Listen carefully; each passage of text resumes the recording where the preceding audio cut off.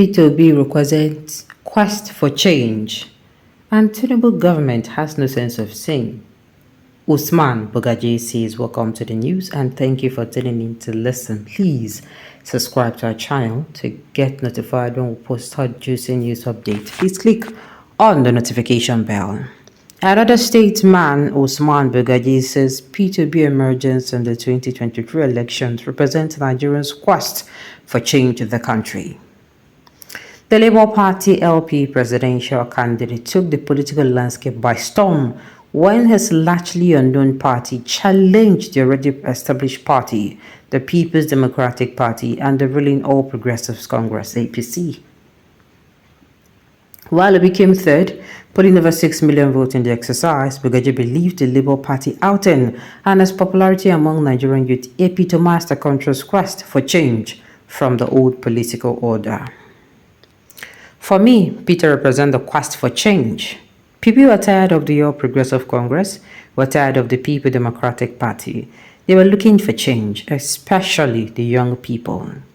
So it could have been Peter. It could have been anybody who had the courage to chart a different course. He said on Channels Television Politics Today on Thursday. It is not so much about Peter. It is about the fact that people are completely disenchanted with the two big parties that have literally destroyed this country because the People Democratic Party cannot extricate itself from the blame. It has ruled for 16 years, the former House of Reps member added. Therefore, people who were looking for a change saw in Peter some hope that things could be done differently, and he was speaking to them in the language they could connect. He was talking about the future. He was talking about jobs. He was talking about things. So it is the fact that people are looking for change. Apart from that, he also faulted President Bola Tinubu's government over what he described as his disregard for the country's laws. This government does not have any sense of shame. I am afraid to say so. You will feel ashamed to get some certain things done, he said. And then clearly, there is an element of contempt for citizens. You just do the things you want and how you want, irrespective of the rules and regulation. I agree with this man. And that is why I will keep saying. I will keep saying this every time. I don't believe say TINUBU go dey like this. So if you tell me say na another party entirely go come outside, can't do what in P2B do. So yes, it was in PDP. He came out. I would tell you people it's a lie. Nobody expected it. Nobody expected it. He came out in a very different manner. And what did this man talk not true? People were craving change. You cannot say APC would take all the blame. No. PDP ruled for 16 years. APC can't enter. Do you understand? So tell me, we were tired of pick one of the lesser evil. That is what, if you ask a lot of people, that is what they'll tell you. They are tired of pick one of the lesser evil. At the end of the day, kankanan. They wanted something different. And this man came out and it was really what they were connecting to was what he was saying.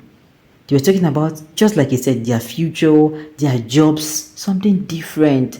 Consumption to production. He was talking about the right things to be done. And there's a cutting cost of governance. We never heard that kind of thing before. Glory, we can never. Yes, you have not heard it. And then people were like, yeah. This one is different. Let's follow this one. Waiting other big parties supposed to capitalize on. You don't shut the people up when they talk. You listen. So that during election time, you listen. You say the one where they miss out for this particular election. Any facts where they miss out, they still bring them out. Now waiting, that is how it's supposed to be done. But this particular group of leaders we have, if the people talk, then we shut them, go hush them. That is what they do. They failed to see that people are craving for this change. I don't know, but the generation of the people or leaders, should I say leaders we have or people who have, they think that Nigerians will remain contented with the mediocre level that we have. Where we are is very mediocre. It is not nothing. Kubosi rara.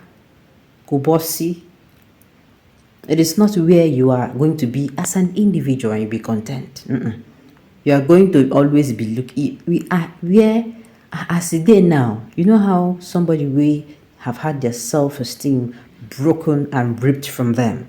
Now that point we there as a country. And that place is a very dangerous place to be. Everybody will come and do with you anything they want. Bullies will come and harass you anyhow. Your mates will come and harass you anyhow. Peer pressure will come, they will talk to you anyhow. That is not how it is supposed to be. Meanwhile, we're worth more. We're worth more than gold. This country. We're worth more than gold in this country.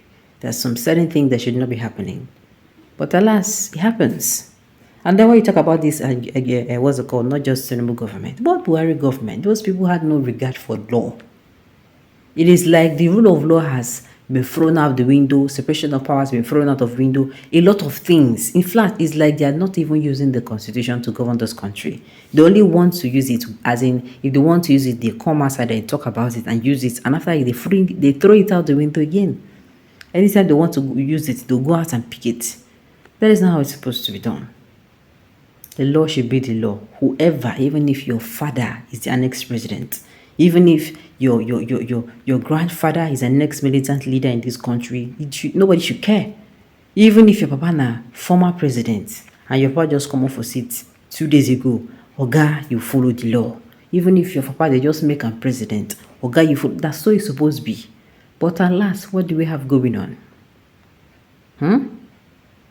Okay, look at in this type of a country, people are not even having enough. They're not having enough to eat. They're not having enough to eat a meal. We're not talking about 2 meals. A meal. And then, what are we hearing?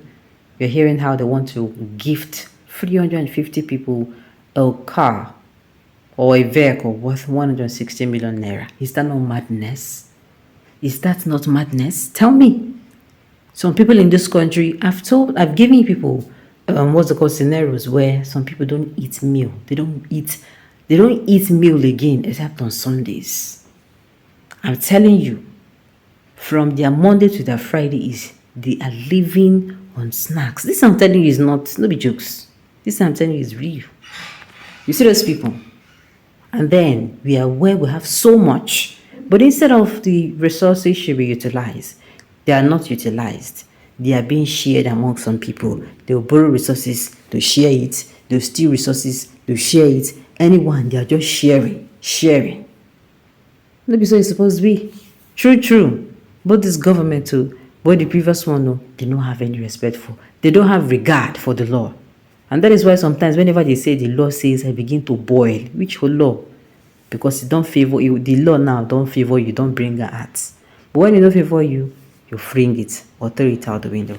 Alright, on those notes, you have come to the end of the news. We say thank you for turning in to listen. Until I come your way next time, enjoy the rest of your day.